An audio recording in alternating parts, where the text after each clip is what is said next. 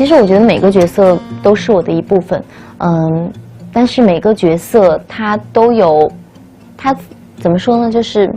它都有我的像的一部分加入到里面，然后呢，我呢那个角色也会赋予很多个不同的我，但是我可能，我到目前为止可能最喜欢的。其实我觉得都喜欢，都不一样，因为我尝试到的角色都还反差挺大的，不管是人类、非人类、女性、非女性，年轻人、老人，还有15、16岁的小姑娘，其实我觉得就是还都挺特别的，到目前可能都还没有特别重样的角色，就觉得还挺好玩的，都挺喜欢的。其实演这么多部角色，要说比较遗憾的一个角色，其实可能是在《青丘狐传说》当中饰演的花月那个角色。因为当时他其实是有很多打斗的场面在里面的，但是其实那个时候是我第一次接触到，就是真的会涉及到打的动作的一个戏，可能我个人觉得完成的不是很完美。所以后来自己都有在打戏方面做一些文章，都会比如说会在学校去上一些武术课啊之类的，因为其实当时在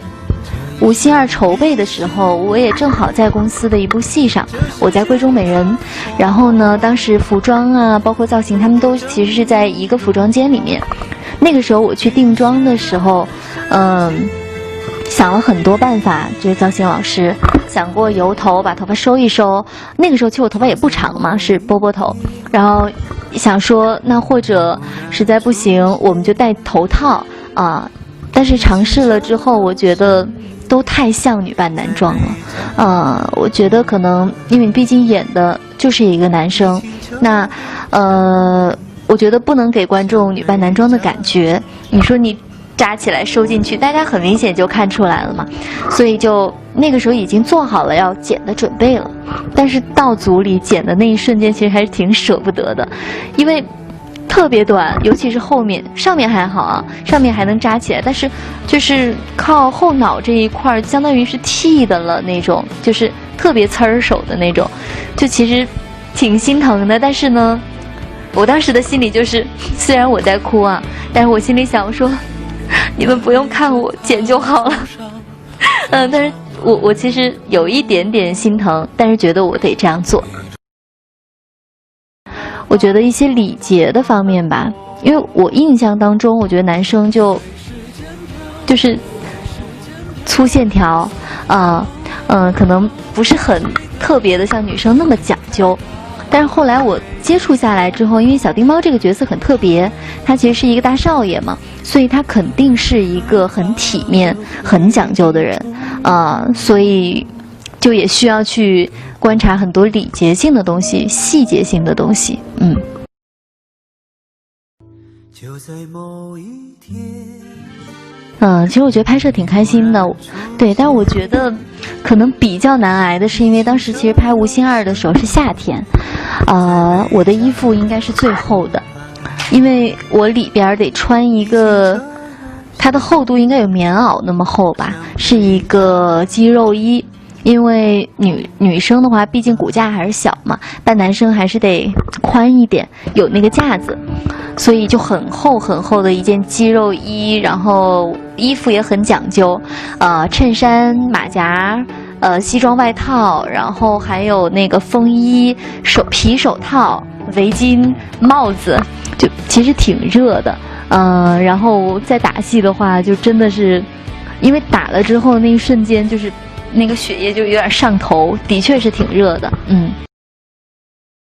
对，那就是一个肌肉衣，特别厚，因为薄了吧，它显不出那个质感。就是因为你看我现在小小的一只，但是可能我作为男生的时候，我的肩膀已经到这儿了，因为必须得宽嘛。然后呢，如果肩膀做宽了，没有肌肉的话，就这是空的，就也特别奇怪。反正2头肌、3头肌我都争取到了，然后还有腹肌，我们调整过好几次，第2次定的时候是觉得衣服太修身了，因为毕竟是女生演男生的话，我觉得太修身还是会显得很像女生，所以就按照男生的西装这样直筒的做下来的，还有就是想问一个配音方面的，你当时有没有就是想过类似就是我压低声音自己去配或者是什么的？我听蔡董说，就是你们之前考虑过找一个女生配音演员来配，然后试过之后还是觉得要男生的。对，反正我演的时候，我平常在片场拍，我会找很多电视剧里面的下一些电视剧男生的，我会戴耳机听，但我不一定看戏啊，就是我平时没事儿我就戴耳机在那儿听他们说话。当然作为我本身的声音条件来说，我觉得我说到像男生很难，但是我会尽量的压低这个声音。首先我觉得因为你演的是一个男生，对手如果我是照现在这样说话的话，其实人家也很挑戏的，然后我自己也觉得还是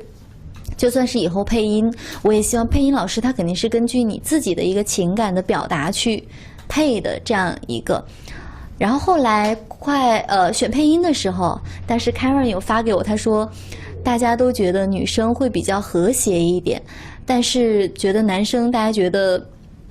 感觉画面很不搭。他说你觉得哪个好？我后来想了一下，我觉得既然男生也演了，头发也剪了，我不是在女扮男装，所以我觉得还是要用男生的声音。好。那对于这个反串的这个角色，你有一些添加自己的一些小动作吗？就是理解的一些小动作。有，能举2个小例子吗？我觉得大家其实可以到时候去看看，因为我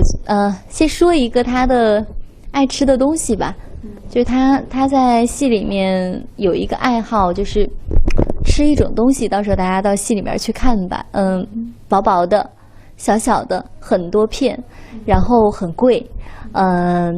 吃多了会流鼻血，现场也流过好几次。因为拍的时候有的时候吃很多。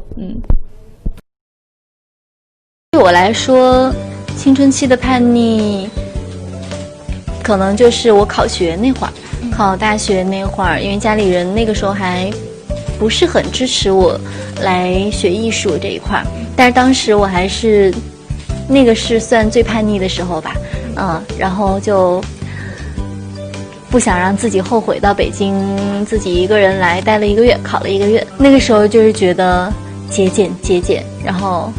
不断的练习，因为那个时候我就想的是，我不能白来一趟，待了这么久，跟家里那时候也闹分歧了，出来也耽误了1个月的其实高考复习，我就觉得我一定得考上。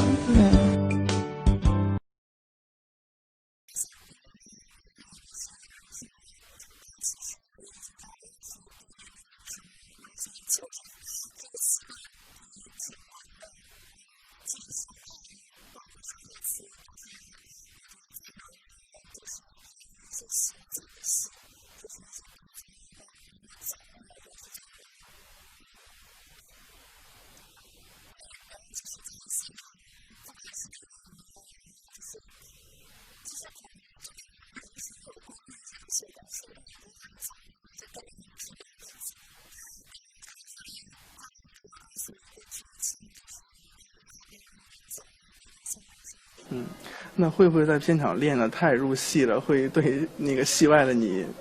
产生一些干扰呢？就是。